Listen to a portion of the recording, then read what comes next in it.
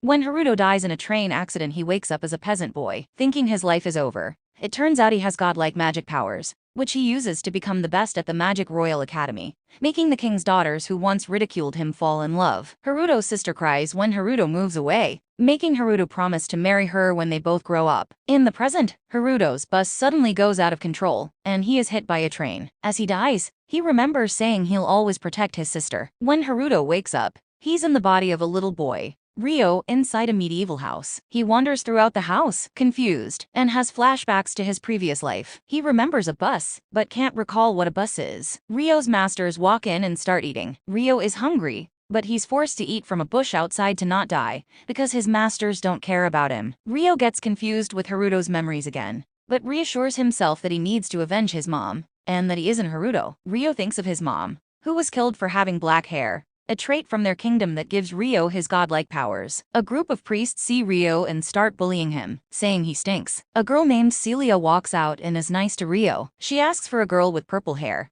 but Ryo is scared to tell them anything because they have nice clothes. The priests decide to get peasant clothes to blend in. Celia uses a magic spell to search the area, making Ryo surprised. He starts glowing in blue flames from the spell, which means he has a huge magic potential. Even though he doesn't know spells, his flames are bigger than the other priests, meaning his power level is higher. Celia gives Ryo money for the information. Ryo is shocked by the huge amount and runs back into the house. When he walks through, he's stabbed by an assassin, who has killed all of his masters. The assassin raises his sword, ready to kill Ryo, but the god of the world appears, and tells Ryo that he will be taught how to use his magic powers. She tells Ryo to use the blue light to make himself stronger. Ryo pushes the assassin back with his new powers. The assassin activates physical enhancement magic and runs to Ryo, but Ryo flips around and easily batters the assassin, rendering him useless. The assassin is overwhelmed by his power and asks who he is, but can't get an answer before he's flipped over by Ryo. Ryo sees a bag tied up with the purple-haired girl in the corner of the room. She asks Ryo to take her to the castle, and that her dad will reward Ryo generously. She passes out and Ryo carries her to the priests. The priests slap Ryo and take back Flora. The girl questions Ryo, but thinks he's lying, and that he kidnapped her. Ryo uses his insane strength to remove her hands, but is almost stabbed by the head priest, and girl says that she's going to charge him with sexual assault for grabbing her. The royal guards find a man in the house who's still alive. When he's brought out, he's instantly killed by a mysterious man. At the castle, Ryo is imprisoned and questioned by Arbor, the vice captain of the Royal Knights. He tries to get Ryo to confess to his crimes, and starts whacking Ryo with a metal club when he refuses. Flora wakes up and asks to bring Ryo in when she learns he's being investigated. When Celia sees the state of Ryo and makes the guard free Ryo, Celia heals Ryo immediately. When Ryo wakes up, he realizes Celia healed him and thanks her. Ryo is brought to the king and announced as the savior of the princess. The king tells Ryo that he'll go to the Royal Academy on a scholarship. Celia decides to tutor Ryo after school to teach him how to read or write. When the other students find out that he's from the slums, they immediately hate him and turn away their heads. Celia starts the lesson. When Ryo isn't able to handle the simple math problems, his classmates laugh at him. After school, Ryo goes to Celia for his private tutoring. Celia tells Ryo she's 12,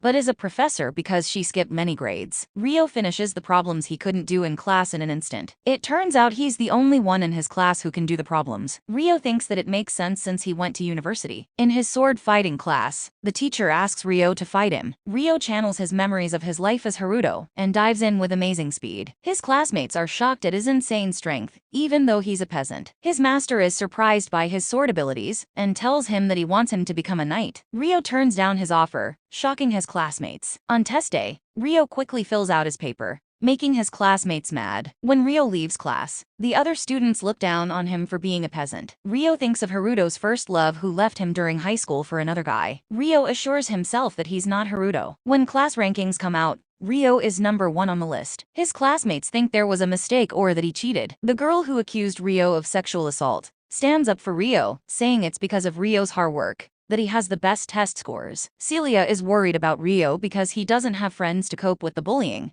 but Ryo tells her that he has her. Celia fumes and says he's treating her like a child, but says she doesn't mind. An exhibition tournament for the best knight starts, and the teacher calls out students as representatives. When Ryo is called out, his classmate gets mad and says he can't accept it, and that since Ryo can't use magic, he shouldn't participate. After school, Celia realizes that Ryo is taller than her and remarks that it's been 5 years. Ryo tells Celia that after graduation, he wants to go on a journey, because the country is hard for him to live in. Celia asks him to work at the academy. Rio says he can't, because when she gets married, he'll tarnish her reputation. Rio tells her she's a charming woman, and she blushes. Rio says he wants to go back to his parents' homeland, the Yagumo region. The tournament starts with Alfred Emerald as the referee. Rio starts the tournament, and his classmate tells him to not tarnish the academy reputation. Carl's Arbor, his torturer, is his first opponent. Emerald is surprised by Rio's unusual kendo stance. The battle starts and Rio stays calm, parrying the blows. Rio knocks the sword out of his opponent's hand and wins the bout. His opponent tries to refute the loss,